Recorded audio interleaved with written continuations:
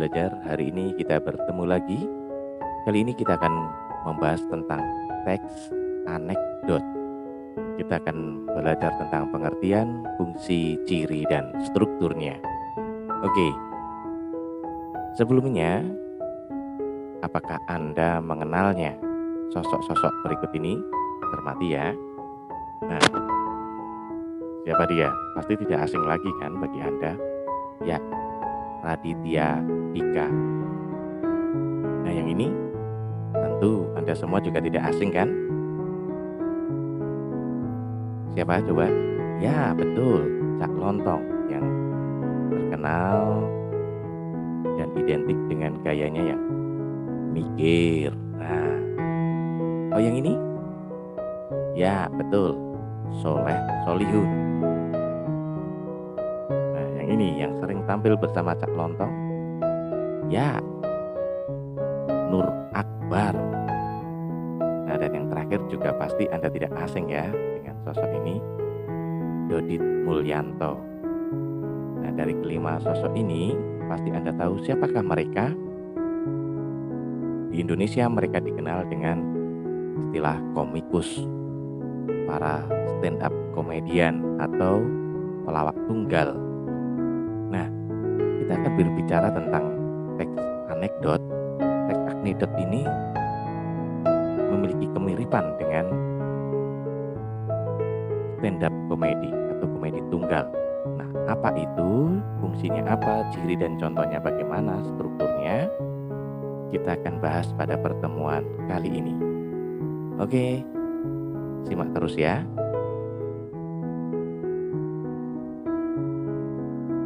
Dalam Kamus Besar Bahasa Indonesia, anekdot diartikan sebagai cerita singkat yang menarik karena lucu dan mengesankan, biasanya mengenai orang penting atau terkenal dan berdasarkan kejadian yang sebenarnya. Jadi anekdot adalah cerita lucu dan mengesankan. Nah, dari situ ada pula yang mengartikan sebagai cerita lucu yang mengandung kritik tentang kejadian sosial yang terjadi di masyarakat. Kesamaannya, anekdot adalah cerita lucu ya, dan tidak sekedar lucu saja, tetapi mengandung makna. Nah, kita akan melihat pada fungsinya. Fungsi teks anekdot adalah yang utama, anekdot itu berfungsi sebagai sebuah hiburan yang mengundang tawa karena di dalamnya mengandung unsur yang lucu. Kemudian fungsi berikutnya, anekdot itu juga dapat digunakan sebagai sarana untuk mengkritik atau menyindir terhadap suatu realitas sosial. Jadi kritikan atau sindiran itu dikemas dalam sebuah cerita lucu ya.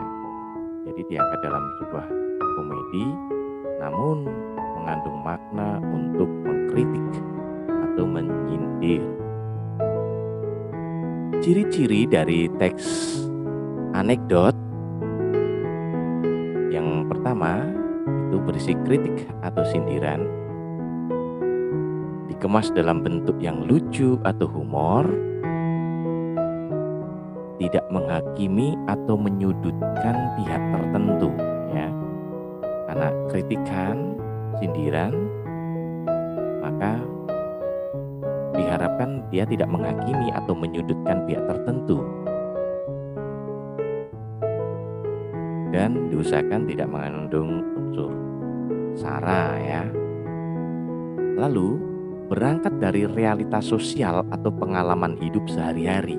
Jadi memang berangkat dari situasi yang nyata. Jadi kalau ingin mengkritik atau menyindir tentang keadaan yang ini perlu untuk disampaikan, namun dengan bentuk lelucon tadi ya. Kemudian dapat berbentuk narasi singkat yang mengandung tokoh, alur, dan latar. Jadi ada tokohnya, ada alurnya, ada latarnya. Tetap mengandung unsur itu ya. Kemudian bisa berbentuk narasi maupun ilustrasi. Narasi ini berarti bisa berbentuk teks tertulis yang kemudian disampaikan dengan bercerita, berkomunikasi tunggal atau yang kita kenal dengan istilah monolog, lalu disampaikan dalam sebuah pentas atau panggung dalam bentuk stand up comedy, atau bisa ilustrasi. Ilustrasi ini bisa berupa komik, komik singkat, karikatur, atau yang sekarang udah ngetren itu meme ya. Bisa.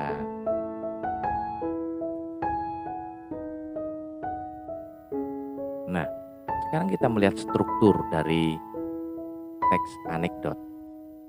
Struktur dari anekdot ada 3 bagian utama. Yang pertama adalah orientasi, yang kedua komplikasi, dan yang ketiga evaluasi.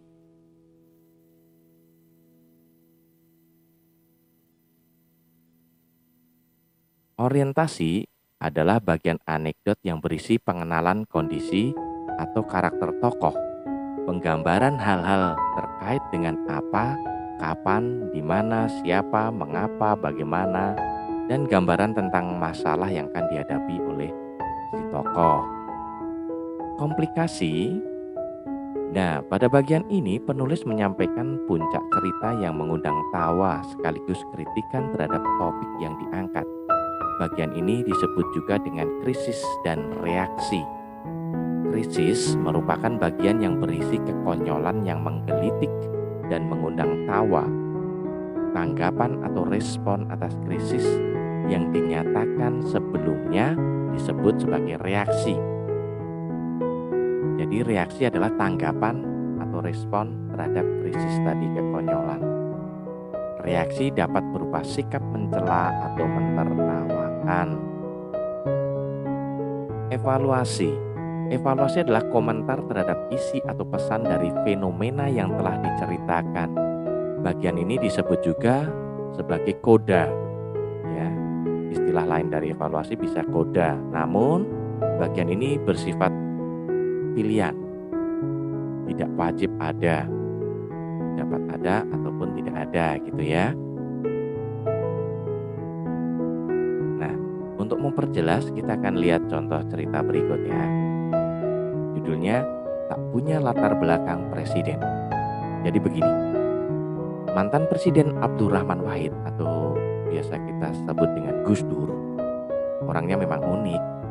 Dalam situasi genting dan sangat penting pun dia masih sering meluncurkan joke-joke yang mencerdaskan. Seperti yang dituturkan Ketua Mahkamah Konstitusi Mahfud MD saat diwawancara salah satu televisi swasta. Waktu itu saya hampir menolak penunjukannya sebagai Menteri Pertahanan. Alasan saya, karena saya tidak memiliki latar belakang soal TNI atau Polri atau pertahanan, ujar Mahfud kala itu. Tak disangka, jawaban Gus Dur waktu itu tidak kalah cerdiknya. Pak Mahfud harus bisa. Saya saja menjadi presiden tidak perlu memiliki latar belakang presiden kok. Ujar Gus Dur santai. Jelas saja Pak Mahfud MD pun tidak berkutik. Gus Dur memang aneh. Kalau nggak aneh, pasti nggak akan memilih saya sebagai Menhan. Kelakar Mahfud MD. Nah, itu contohnya. Lalu bagaimana kita terapkan itu, masukkan dalam struktur tadi? Bisa dilihat di sini. Bagian orientasi menceritakan awalnya ya, gambaran awal. Mantan Presiden Abdurrahman Wahid memang unik. Dalam situasi genting, dia sering meluncurkan joke-joke yang mencerdaskan. Salah satunya ketika diwawancarai Ketua Mahkamah Konstitusi saat itu, yaitu Mahfud MD dalam sebuah acara. Masuk bagian komplikasi, cerita lucunya. Nah, bagian lucunya adalah saat Mahfud MD itu menyatakan penolakannya sebagai Menteri Pertahanan. Tak disangka jawaban Gus Dur gak kalah cerdiknya, gitu. waktu itu Mahfud MD menolak karena tidak punya latar belakang soal TNI, Polri, atau pertahanan. Nah, Gus Dur menjawabnya dengan santai. Ketika beliau jadi presiden aja tidak perlu memiliki latar belakang presiden, karena memang sebelumnya dia bukan presiden. Gitu ya. Dan evaluasinya tanggapan dari Mahfud MD gitu ya. Jadi bagaimana cerita itu kesannya hanya tulisan biasa, tapi bagaimana bisa itu lucu, tentu itu juga tergantung bagaimana cara penyampaian orang yang menceritakan itu. Nah, kalau tujuannya tercapai maka akan terjadi kelucuan. Begitu juga dengan latar belakang penangkapan dari audiensnya ya, orang yang diajak berkomunikasi. Baik, sampai di sini dulu pembahasan tentang tes anekdot mengenai pengertian, fungsi, ciri, dan strukturnya. Semoga Anda dapat memahami, semoga dapat memperjelas. Untuk pertanyaan bisa Anda ajukan dalam kolom komentar. Berkomentarlah yang baik dan bijak. Jangan lupa tetap dukung channel ini dengan klik subscribe, komen yang bijak, dan like. Terima kasih. Selamat belajar.